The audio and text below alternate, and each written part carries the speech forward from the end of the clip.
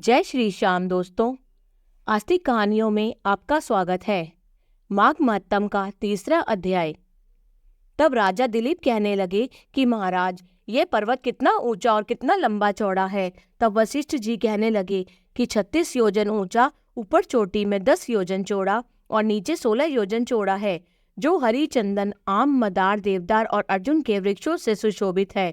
दुर्भिक्ष से दुखी होकर इस पर्वत को और फल फूलों से परिपूर्ण देखकर भृगु वहीं रहने लगे और यहाँ पर कंदराओं, वनों और उपवनों में बहुत दिनों तक तप करते रहे। इस प्रकार जब भृगु ऋषि वहां पर अपने आश्रम पर रह रहे थे तो एक विद्याधर अपनी पत्नी सहित उतरा। वे अत्यंत दुखी थे। उन्होंने भृगु ऋषि को प्रणाम किया और ऋषि ने बड़े मीठे स्वर में उनसे कहा कि हे विद्याधर, तुम बड़े दुखी दिखाई देते हो, इसका क्या कारण है? तब विद्याधर कहने लगा कि महाराज, पुण्य के फल को पाकर, स्वर्ग पाकर तथा देवतुल्य शरीर पाकर भी मेरा मुख व्याघ्र जैसा है। मेरे दुख और अशांति का यही एक कारण है। न जाने किस पाप का फल है। मेरे चित्त की व्याकुलता का दूसरा कारण भी सुनिए। मेरी पत्नी अति रूपवती, मीठा वचन बोलने वाली, नाचने और गाने की कला में अति प्रवीण, शुद्ध चित्त वाली, सातों सुरों वाली, वीणा बजाने वाली, जिसने अपने कंठ से गाकर नारद जी को प्रसन्न किया, नाना स्वरों के नाच से वीणा बजाकर कुबेर को प्रसन्न किया, अनेक प्रकार के नाच ताल से शिवजी महाराज भी अति प्रसन्न और रोमांचित हुए। शील, उदारता, रूप और यौवन में स्वर्ग की कोई अप्सरा भी इस जैसी नहीं है। कहाँ ऐसी चंद्रमुखी स्त्री और कहाँ मैं व्याघ्र मुख वाला।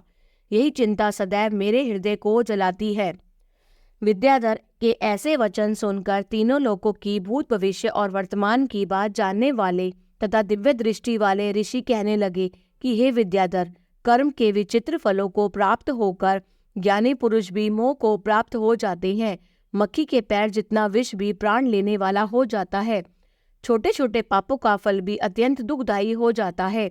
तुमने माघ मास की एकादशी का व्रत करके द्वादशी न आने तक शरीर में तेल लगाया, इसी पाप कर्म से व्याघ्र हुए। एकादशी के दिन उपवास करके द्वादशी को तेल लगाने से राजा पुरूरवा ने भी कुरूप शरीर पाया था। तब वह अपने कुरूप शरीर को देखकर दुखी होकर हिमालय पर्वत पर देव सरोवर के किनारे पर गया।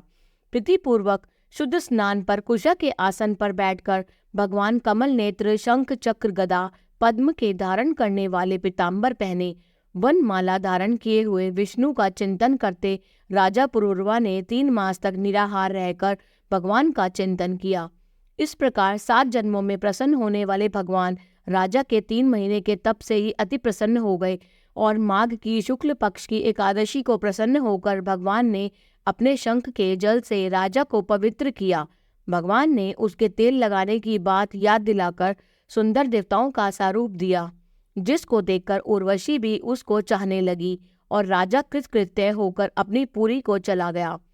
भृगु ऋषि कहने लगे कि हे विद्याधर, इसलिए तुम क्यों दुखी होते हो? यदि तुम अपना यह राक्षसी रूप छोड़ना चाहते हो तो मेरा कहना मानकर जल्दी ही पापों को नष्ट करने वाली हेमकूट नदी में माघ में स्नान करो, जहाँ पर ऋषि सिद्ध देवता निवास करते हैं। अब मैं इसकी विधि बतलाता हूँ। तुम्हारे भाग्य से माघ मास आज से 5वें दिन ही आने वाला है। पौष शुक्ल एकादशी से इस व्रत को आरंभ करो। भूमि पर सोना, जितेंद्रिय रहकर दिन में 3 समय स्नान करके महीना भर निराहार रहो। सब भोगों को त्याग कर तीनों समय भगवान विष्णु का पूजन करो। जब तुम द्वादशी को शिवजी स्तोत्र और मंत्रों से पूजन करोगे तो तुम्हारा मुख देखकर सभी चकित हो जाएंगे और तुम अपनी पत्नी के साथ सुखपूर्वक क्रीड़ा करोगे। माघ मास के प्रभाव को जानकर सदा माघ में स्नान करो। पाप दरिद्रता से बचने के लिए मनुष्य को सदा यत्न से माघ मास का स्नान करना चाहिए। स्नान करने वाला इस लोक तथा परलोक में सदा सुख पाता है। वशिष्ठ जी कहते हैं कि हे दिलीप, भृगु जी के यह वचन सुनकर वह विद्याधर अपनी स्त्री सहित उसी स्थान पर पर्वत के झरने में माघ मास का स्नान कर रहा और उसके प्रभाव से उसका मुख देव सदृश हो गया और वह मणिग्रीव पर्वत पर आनंद से रहने लगे। भृगु जी भी नियम की समाप्ति पर शिष्यों सहित इवा नदी के तट पर आ गए।